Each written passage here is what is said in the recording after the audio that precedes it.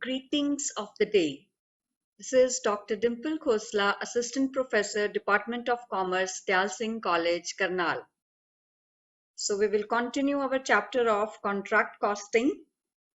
Already we have discussed so many things, completed contract, incomplete contract, कैसे उसके profits को हम divide करते हैं, क्या rules होते हैं notional profit को divide करने के, ये सारी चीजें हम कर चुके हैं। पिछले लेक्चर में हमने सीखा कि रिजर्व फॉर कंटिंजेंसी कैसे बनाया जाता है और अगर वर्क अनसर्टिफाइड ना दिया हो तो वो कैसे निकालते हैं।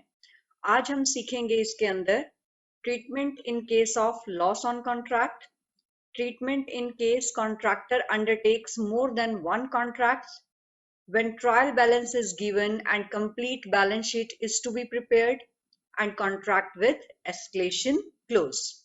So start करते हैं। When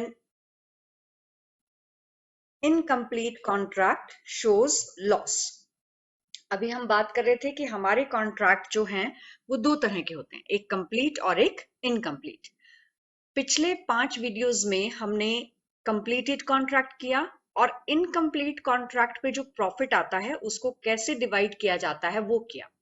अब हम बात कर रहे हैं कि कॉन्ट्रैक्ट जो है वो इनकम्प्लीट है और दूसरी बात प्रॉफिट नहीं है, लॉस है। तो जब प्रॉफिट नहीं है, लॉस है, तो हमारे कॉन्ट्रैक्ट के कितने पार्ट्स बनेंगे अगर कॉन्ट्रैक्ट इनकम्प्लीट होता है तो आप देखिए, अगर इनकम्प्लीट कॉन्ट्रैक्ट लॉस शो कर रहा है, the total loss in the first part of the contract account is to be credited and transfer to profit and loss account. जो डिवाइड होता है वो प्रॉफिट होता है, this is profit which is divided and not the loss. So if there is loss, the second part of the contract account shall not be prepared. जो हम second part बनाते हैं जिसमें प्रॉफिट के दो हिस्से किए जाते थे वो पार्ट बनेगा नहीं। और price of work in progress कितना होगा? Work certified plus uncertified minus इसमें से हम रिजर्व करते हैं, क्योंकि हमारे पास कोई बैलेंस ही नहीं है तो रिजर्व में नील था, इसलिए हमारे पास सिर्फ सर्टिफाइड और अनसर्टिफाइड को ऐड कर दिया जाएगा। So just to tell you, हम कॉन्ट्रैक्ट अकाउंट जब बनाते हैं तो कॉन्ट्रैक्ट अकाउंट में आप यहाँ सब खर्चे लिखते हो, इधर आप लिखते हो bye material in hand, plant in hand, work in progress.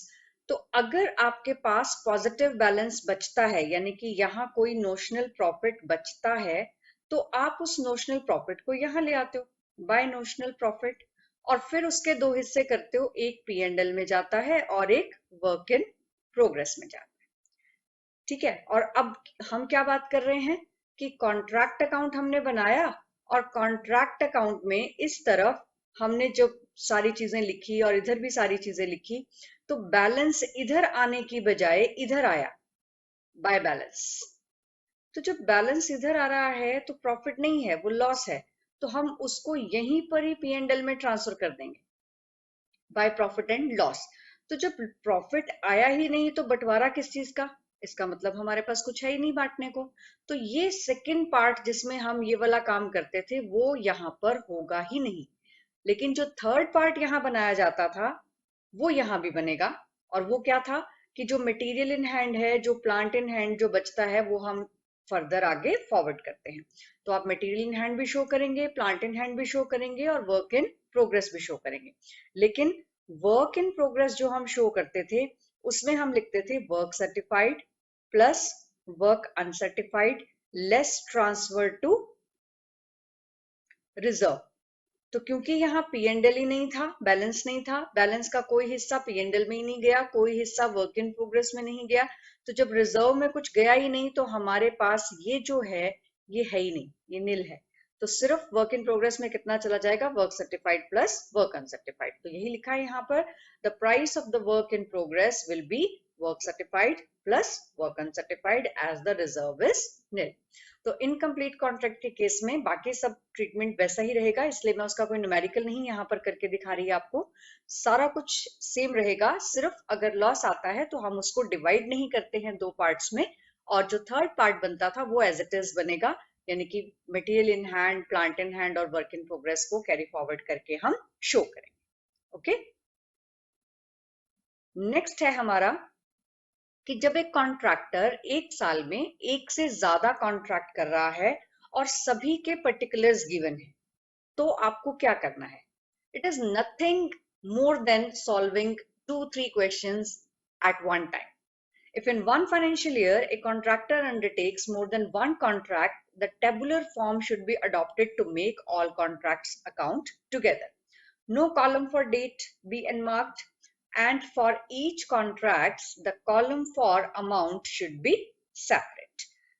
The accounts may be prepared in any way, but the balance sheet shall be one containing all the particulars of all the contracts, that is, material in balance in the end of the year. यानी कि जितने भी contracts पे जो भी बचा हुआ material होगा वो सब क्लब करके हम बैलेंस शीट में दिखा देंगे. Plant in the balance at the end of the year in all the contracts. Work in progress in the balance at the end of the year in all the contracts. तो ये सारी चीजें हमने दिखानी है. जितने एक्रूड एक्सपेंसेस हैं, जितने भी प्रॉफिट्स एंड लॉस हैं, वो सब हम ऐड करके दिखाएंगे. तो मतलब कहने का कि आप जब कॉन्ट्रैक्ट अकाउंट बनाते हो तो आप कॉन्ट्रैक्ट अकाउंट में एक पर्टिकुलर्स, एक अमाउंट, फिर पर्टिकुलर्स और फिर अमाउंट का कॉलम बनाते हैं. अब आप ये समझिए कि आपको मान लीजिए दिया हुआ है कि एक कॉन्ट्रैक्टर के 3 कॉन्ट्रैक्ट हैं, तो आप क्या करेंगे? अमाउंट के 3 कॉलम डेबिट में बनाएंगे और अमाउंट के 3 कॉलम क्रेडिट में बनाएंगे. Contract 1, contract 2, contract 3, contract 1, contract 2, contract 3. तो it's just like solving 3 questions all together. आपने लिखा मटेरियल, तो मटेरियल 1 का लिख दिया, 2 का लिख दिया और 3 का लिख दिया. लेबर 1 की लिख दी, 2 की लिख दी, 3 की लिख दी. जनरली जब इस तरह का क्वेश्चन आता है तो आपको दिया होगा कि एक कॉन्ट्रैक्ट कंप्लीट हो गया, दूसरा कॉन्ट्रैक्ट जो है वो इनकम्प्लीट है और उसमें कोई ना कोई केस लग जाएगा, और तीसरे कॉन्ट्रैक्ट पे लॉस आ रहा है. तो आप 3 तरह के उनको इंफॉर्मेशंस को उसमें पुट करके उनके रिजल्ट्स निकाल के दिखाएंगे. तो ये सारी चीजें हम ऑलरेडी कर चुके हैं, सिर्फ उसको प्रेजेंट कैसे करना है वो मैंने आपको बता दिया. कि अगर कॉन्ट्रैक्टर एक से ज्यादा कॉन्ट्रैक्ट ले रहा है तो आप एक ही टाइम पर उसका डेटा इस तरीके से दिखाएंगे. और जब बैलेंस शीट आप बनाएंगे उसकी, तो बैलेंस शीट में तीनों के बचे हुए मटेरियल को ऐड करके दिखा देंगे, तीनों के बचे हुए प्लांट को ऐड करके दिखा देंगे, तीनों के वर्क इन प्रोग्रेस. तो everything will be clubbed in the balance sheet. Okay, next topic है हमारा कि जब क्वेश्चन में हमें ट्रायल बैलेंस गिवन हो और बैलेंस शीट बनाने को कहा जाए. अभी तक जितने भी क्वेश्चंस हमने किए, मैंने आपको ये बात बताई कि अगर आपसे कहा जाए कि show the items in the balance sheet, तो हम बैलेंस शीट का टोटल नहीं करते, बल्कि जो जो आइटम्स हमारी बचती हैं, जैसे कि material in hand, plant in hand, या फिर वर्क इन प्रोग्रेस या एक्रूड एक्सपेंसेस, इन सबको हम बैलेंस शीट में शो करते हैं, बट उसका टोटल नहीं करते. लेकिन अगर क्वेश्चन में हमें ट्रायल बैलेंस गिवन होगा तो हमें बैलेंस शीट प्रिपेयर भी करनी होगी और उसका बैलेंस यानी कि टोटल भी करके दिखाना होगा. सो लेट अस टेक, पहले देखते हैं कि होता क्या है, फिर क्वेश्चन लेते हैं. When a trial balance of a contractor of a specific year is given, the particulars of expenditure like material, plant, wages, and other expenses, etc., should be shown in the contract account. यानी कि जो भी particulars हमें दिए हुए हैं उनमें से material, plant, wages, expenses ये हम contract account में show करेंगे. बाकी बची हुई assets और liabilities को हम balance sheet में दिखाएंगे. Two special things should be kept in mind while preparing a balance sheet. क्या क्या ध्यान में रखना है आपको? Number 1, material or plant returned to store shall go to asset side. That is, the materials and plant in store unused on contract shall both be shown. इसको दोबारा से मैं आपको बता रही हूँ कि पहले जो हमने क्वेश्चन किए उसमें हमारे पास 2 तरह का मटेरियल होता था, एक मटेरियल इन हैंड और एक मटेरियल ट्रांसफर टू स्टोर यानी कि रिटर्न टू स्टोर. तो जब हम बैलेंस शीट बनाते थे तो उसमें सिर्फ इन हैंड वाला दिखाते थे, रिटर्न टू स्टोर नहीं दिखाते थे, कि इन हैंड हमने जो है वो दिखाया. लेकिन अगर आप ट्रायल बैलेंस बना रहे हैं और बैलेंस शीट बना रहे हैं तो तब आपको चाहे वो इन हैंड है या स्टोर में भेज दिया, वो पूरे कॉन्ट्रैक्ट के अलावा उस पर्सन की अपनी फर्म की बैलेंस शीट वो बना रहा है, तो उसमें सारे कॉन्ट्रैक्ट्स के मटेरियल, सारे कॉन्ट्रैक्ट के प्लांट, सब कुछ लिखा जाता है। तो अगर उसने स्टोर में रिटर्न कर दिया तो वो भी हम दिखाएंगे, वो सिर्फ कॉन्ट्रैक्ट का नहीं है, वो उसकी कंप्लीट बैलेंस शीट बन रही है। तो अगर स्टोर में रिटर्न भी कर दिया तो वो भी हमने वहां पर शो करना है। सेकंड हमने क्या ध्यान रखना है, the loss incurred in sale, destroyed और stolen should be deducted from the profit which has been earned from the contract and transferred to profit and loss account। कि अगर हमारे पास कोई भी लॉस है, जो कि प्लांट चोरी हो गया, मटेरियल लॉस हो गया, उसकी वजह से, तो हम उसको क्या करेंगे, प्रॉफिट एंड लॉस में से माइनस करके दिखाएंगे। If profit transferred from contract is less and losses are in excess, the difference between the two should be shown in the asset side। अगर मान लीजिए हमने जो प्रॉफिट ट्रांसफर किया है कॉन्ट्रैक्ट में, उसमें से ये लॉसेस माइनस नहीं हो पा रहे हैं, प्रॉफिट का अमाउंट कम है और लॉसेस का अमाउंट ज्यादा है, तो हम फिर लॉस को माइनस करके नहीं दिखाते, हम उसको असेट साइड में शो करते हैं। Okay, so let us take an example for this. A company of building contractor having an authorized capital of rupees 1 lakh divided into 1000 equity shares of rupees 100 each, they commenced operation on 1st April 2016 and during the year were engaged in a contract. The contract price of which was rupees 4 lakh.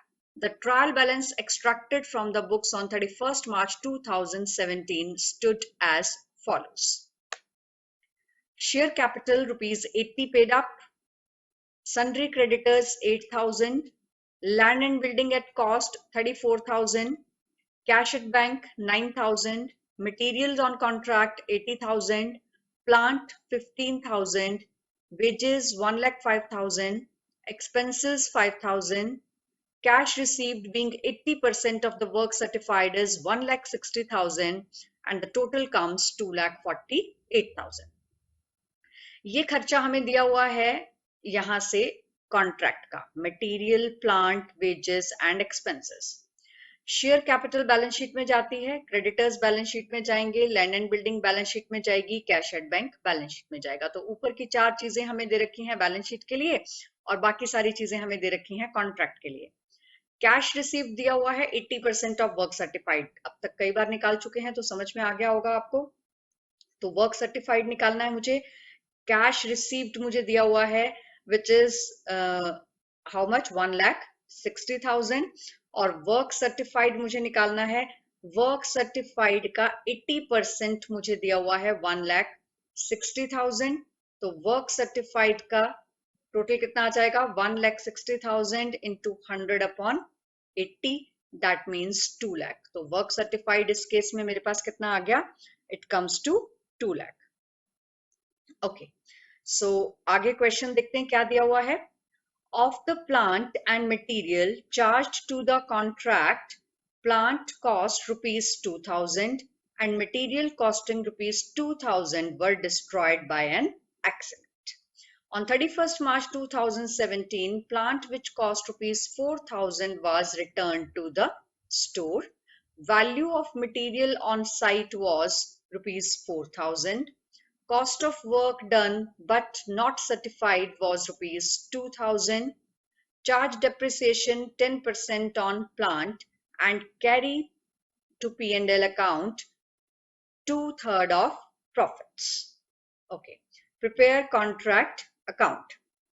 So you are given this information कि जितना plant and material charge किया था contract में, उस plant में से 2,000 की cost और मटेरियल में से 2,000 की कॉस्ट का जो है वो डिस्ट्रॉय हो गया बाय एन एक्सीडेंट। ठीक है, तो P&L में लॉस में चला जाएगा ये।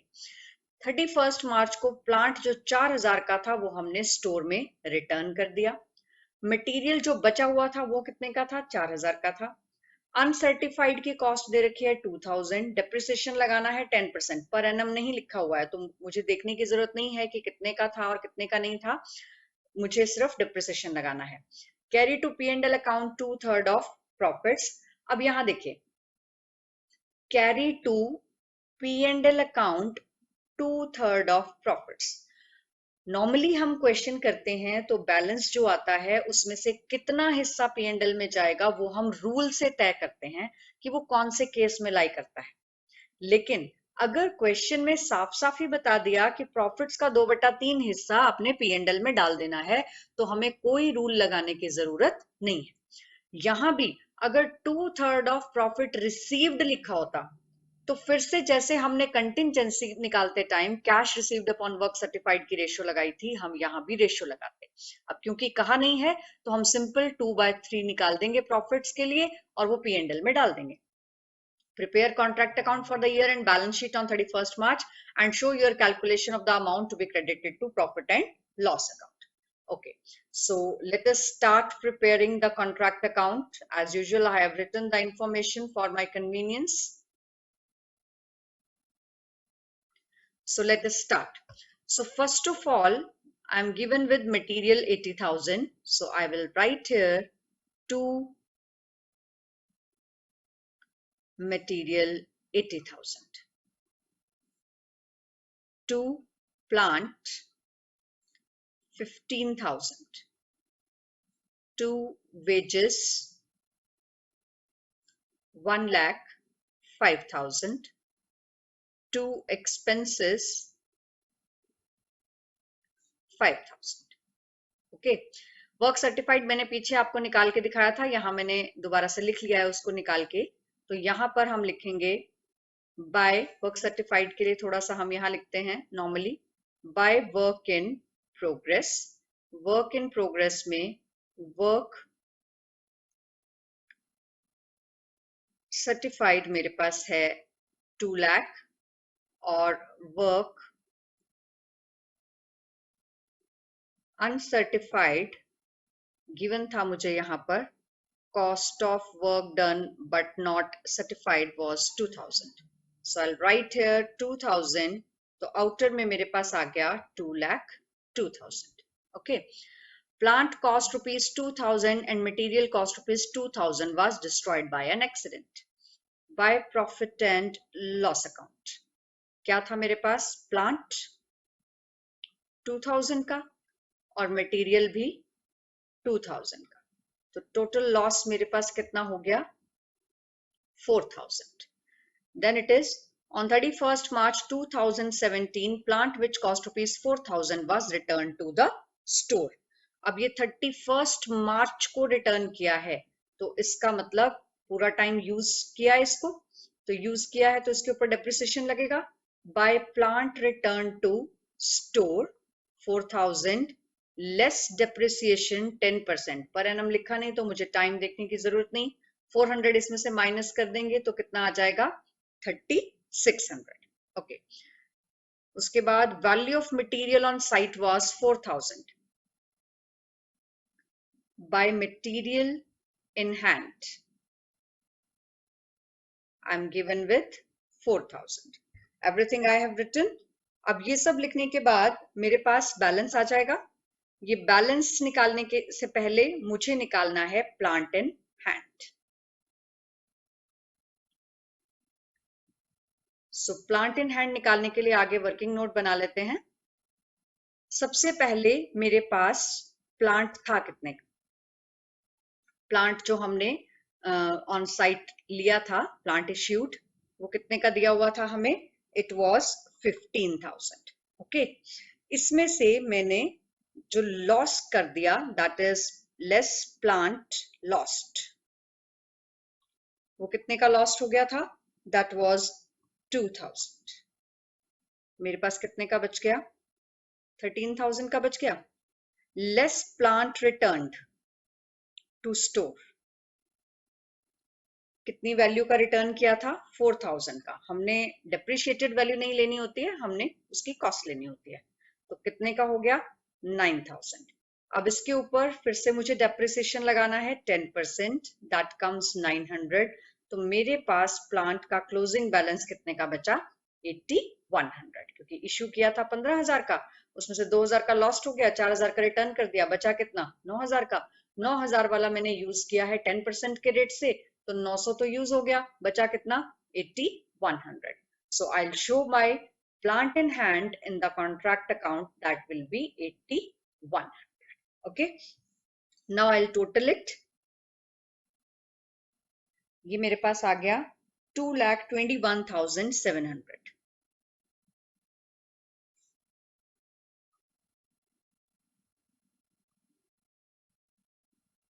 So now I have to calculate the balance, and this balance comes 16,700. I'll transfer this balance here. By balance brought down 16,700. इसके दो हिस्से करने हैं मुझे. एक हिस्सा मेरा जाएगा प्रॉफिट एंड लॉस में और दूसरा हिस्सा जाएगा मेरा वर्क इन प्रोग्रेस में. तो 16,700 का मुझे बोला हुआ है कितना, 2/3. बताया था मैंने आपको, carry to P&L 2/3 of profit. और अगर यहाँ लिखा होता रिसीव्ड तो मुझे यहाँ इंटू 80% भी करना पड़ता, क्योंकि कैश रिसीव्ड की रेशियो 80% दी हुई है. लेकिन अब सीधा बोला है कि प्रॉफिट्स का 2/3 ले जाइए, तो 16,700 into 2/3, so that comes to 11,133. Remaining part I will transfer to my work in progress. तो 16,700 में से 11,133 माइनस कर देंगे, I'll get 5567. Okay, now I'll close this. 16,700. Okay, अब मुझे दिखाना है बची हुई चीजों को. तो बची हुई चीजों को दिखाने के लिए मुझे यहां पर लेकर आना है material in hand, that is 4,000. Then plant in hand, that is 8,100. Then work in progress, which is 2,02,000. Minus कर देंगे इसमें से ये वाला, that is 5567. तो माइनस कर देंगे इसको और ये अमाउंट आ जाएगी 196,433. ओके, अब ये तो बना हमारा कॉन्ट्रैक्ट अकाउंट. अब हमें बनानी है इसकी बैलेंस शीट. बैलेंस शीट बनाने के लिए सबसे पहले हम लिखते हैं लायबिलिटीज. लायबिलिटीज में सबसे पहले हम लिखते हैं अथोराइज्ड शेयर कैपिटल, जो हमें क्वेश्चन में दी हुई थी. Authorised and issued share capital which was how much, 1,000 equity shares of ₹100 each, 1 lakh. और इसके नीचे हमने लाइन लगा दी ताकि ये टोटल में ऐड नहीं हो जाए. अब हम लिखते हैं पेड अप कैपिटल. और पेड अप कैपिटल हमें कितनी दे रखी है, 1,000 इक्विटी शेयर्स ऑफ ₹100 ईच, 80 पर शेयर पेड अप. तो 80,000 आ गया हमारे पास. उसके बाद क्वेश्चन में हमें दे रखे थे सन्ड्री क्रेडिटर्स, तो वो लिख देंगे हम यहाँ पर 8,000. उसके बाद हमने P&L का बैलेंस लिखना है जो अभी अभी हमने निकाला.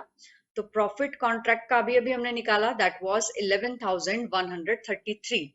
और मैंने आपको भी बताया था कि अगर कोई लॉस हमें कॉन्ट्रैक्ट पे होता है जिसको हमने P&L अकाउंट में डाला है, वो हम यहाँ से माइनस कर देंगे. तो हमने दो तरह का लॉस हुआ था हमारे को, एक तो हमारा मटेरियल लॉस्ट हुआ था और एक हमारा प्लांट लॉस्ट हुआ था.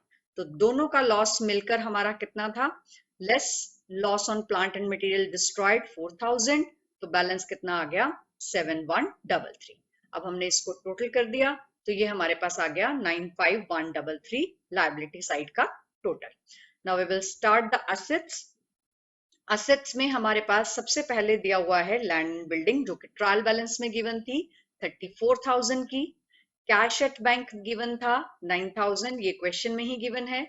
मटेरियल ऑन साइट जो हमारा बचा वो हमने लिखा 4,000. प्लांट हमारे पास साइट में कितना था 8,100 और स्टोर में कितना था 3,600 का, तो 11,700. आप देखिए अभी हमने कॉन्ट्रैक्ट के क्वेश्चन में प्लांट इन हैंड निकाला था 8,100 और 4,000 का हमने 10% डेप्रिसिएशन काट के 3,600 का वापस कर दिया था. तो वापस किया हुआ प्लस इन हैंड दोनों हमने यहाँ पर बैलेंस शीट में शो किए हैं. उसके बाद हम दिखाते हैं work in progress. Work in progress था 1,96,433. ये कहाँ से आया था, 2 लाख का वर्क सर्टिफाइड था प्लस 2,000 का वर्क अनसर्टिफाइड था, माइनस किया था हमने ट्रांसफर टू रिजर्व 5567. तो हमारे पास बैलेंस आ गया 196,433. इसमें से हम माइनस करते हैं एडवांस रिसीव्ड फ्रॉम कॉन्ट्रैक्टी या कैश रिसीव्ड फ्रॉम कॉन्ट्रैक्टी, और अगर वो इसमें से माइनस हो जाता है तो यहाँ माइनस करके दिखाते हैं, अगर वो माइनस नहीं होता तो वो ऊपर चला जाता है। तो हमने यहाँ से माइनस किया लेस एडवांस फ्रॉम कॉन्ट्रैक्टी 1,60,000, तो बैलेंस आ गया 36433 एंड दैट कम्स 95133। तो हमारी बैलेंस शीट का टोटल हो गया 95133।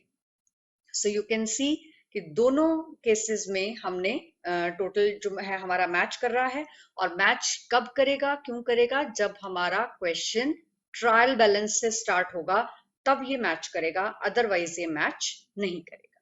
Okay,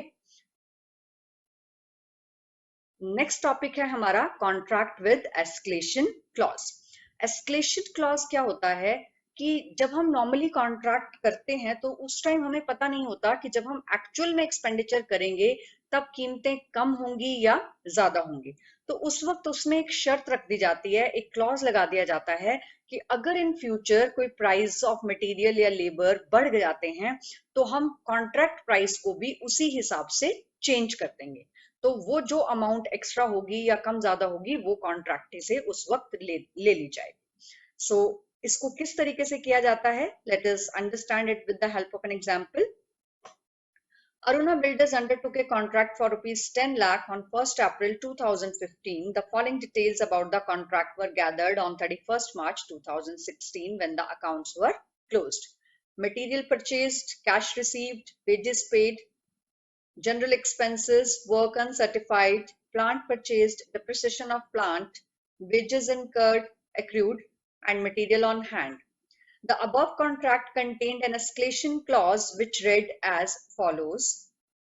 In the event of price of material and rates of wages increase by more than 5%, the contract price would be increased accordingly by 25% of the rise in the cost of material and wages beyond 5% in each case. पहले इसी चीज को दोबारा से समझते हैं। In the event of price of material and rate of wages increase by more than 5%, कि अगर मटेरियल और वेजेस के प्राइस 5% से ज्यादा बढ़ जाते हैं, यानी कि 5% तक बढ़ते हैं तो हम कुछ नहीं करेंगे कॉन्ट्रैक्ट प्राइस का, लेकिन अगर 5% से ज्यादा बढ़ते हैं तो क्या करेंगे, कॉन्ट्रैक्ट प्राइस को 25% से बढ़ा देंगे। किस चीज का, of the rise in cost of material and wages beyond 5% in each case। अभी मैंने बताया कि 5% तक फ्री रहेगा, लेकिन अगर मान लीजिए 5 की बजाय 10 बढ़ गया तो पहले 5 तक तो फ्री था, तो अगले 5 तक में जितना प्राइस बढ़ा हुआ है उस बढ़ी हुई कीमत का 25% हम कॉन्ट्रैक्ट प्राइस को बढ़ा दें। ओके, आगे दिया हुआ है कि एक्चुअल में हुआ क्या। It was found that since the date of signing the agreement, the price of material and wages increased by 25%.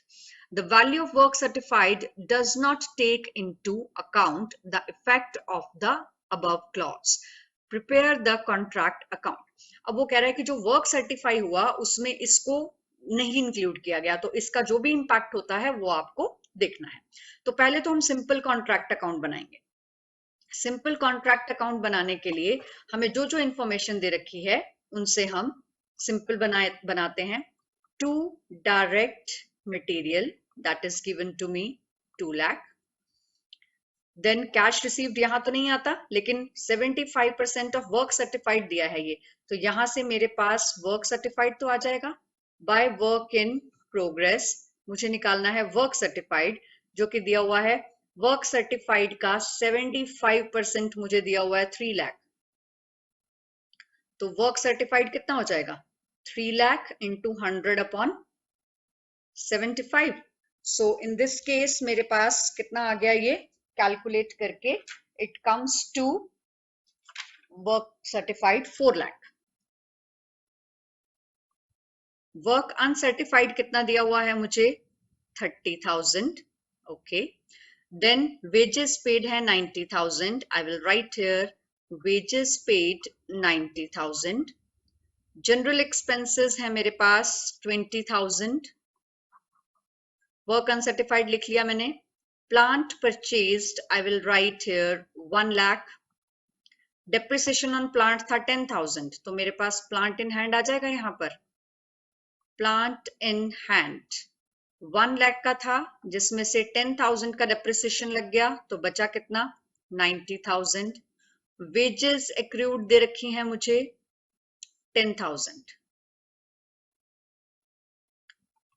तो टोटल वेजेस मेरी कितनी लग गई? 90 और 10 1 लाख के.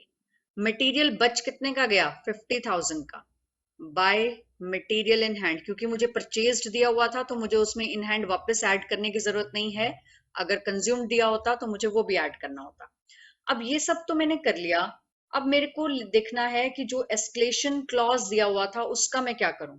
तो I just shift to the next slide, और मैं फिर से वही बात पढ़ रही हूं कि above contract contained an escalation clause which read as follows: in the event of price of material and rate of wages increased by more than 5%, the contract price would be increased accordingly by 25% of the rise in the cost of material and wages beyond 5% in each case. It was found that since the date of signing the agreement, the price of material and wage rate increased by 25%. अब हमारा material लगा कितने का? पहले material की ही बात करते हैं. मटेरियल हमारा 2 लाख का लगा था, जिसमें से 50,000 का इन हैंड बच गया, तो इसका मतलब कंज्यूम कितने का हुआ? 1.5 लाख का. वो ये कह रहे हैं कि जब हमने खरीदा था, since the date of signing the agreement, the price of material and wage rate increase by 25%, तो रेट्स 25% बढ़ गए थे. इसका मतलब ये जो 1,50,000 है, ये 125% को रिप्रेजेंट कर रहा है. मतलब ये 125% हमने जो पे किया वो बढ़ी हुई कीमत थी, 25% बढ़ी हुई कीमत थी. तो हमने कितना पे किया? 125%. तो हम पहले तो इसमें से बढ़ी हुई प्राइस निकाल लेते हैं.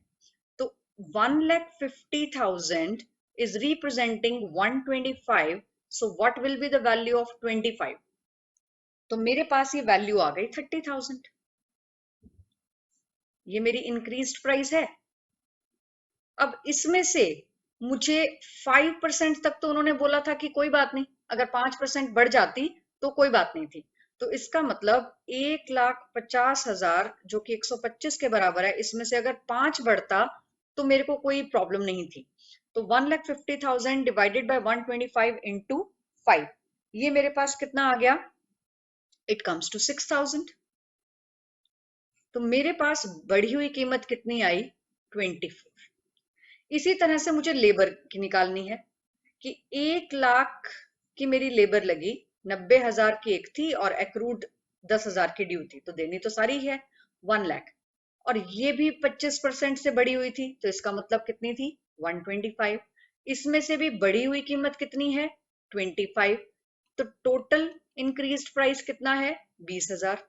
20,000 में से अगर 5% बढ़ता तो मुझे कोई दिक्कत नहीं थी, तो मैंने यहां से 5% का रेट निकाल लिया.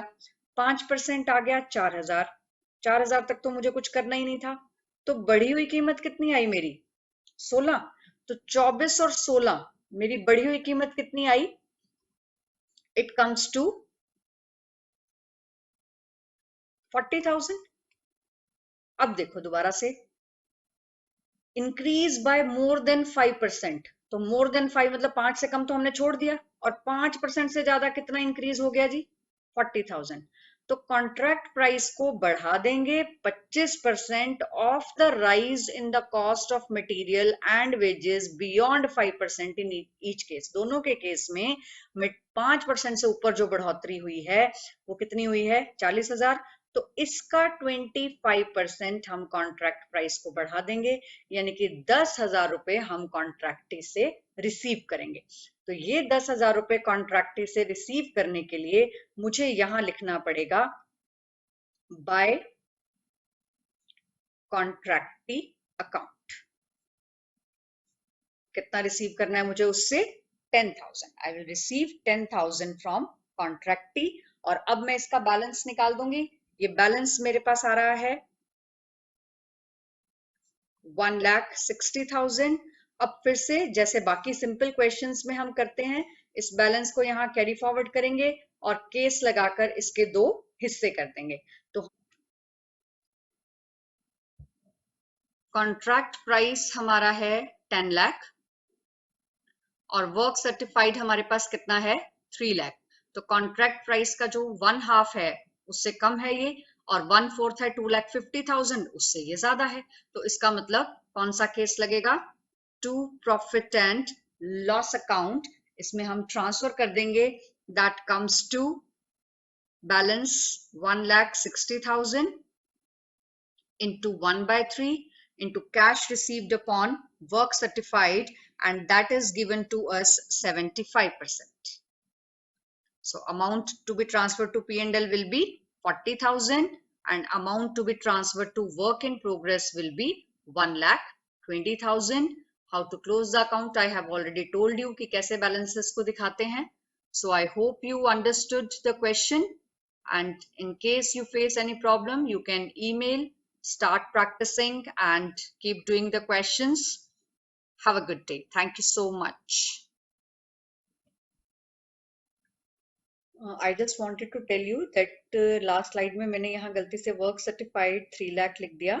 It was given to me 4 lakh.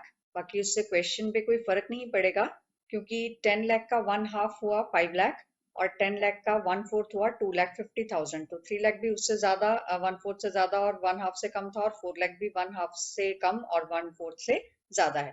तो सारा क्वेश्चन सेम रहेगा. इट्स जस्ट टू क्लैरिफाई कि वहां गलती से 3 लाख लिखा गया है, वर्क सर्टिफाइड 4 लाख है, but it doesn't make any difference to your question. Thank you so much.